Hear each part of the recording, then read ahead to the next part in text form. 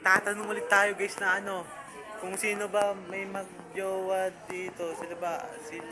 Sila ate, baka pwede sila masama sa content.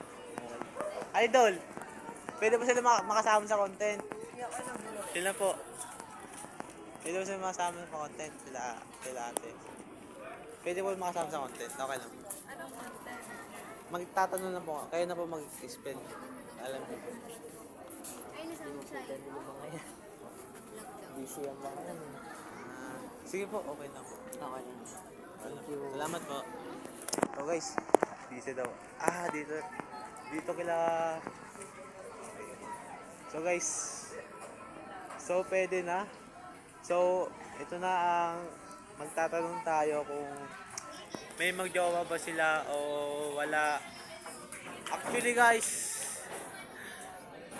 ayoko pa talaga magjowa. Wala pa sa isip ko yan. Naghihintay lang talaga ako kung sino man yung magjowa, wala. So guys, magpapapipit tayo sa nila. Let's go.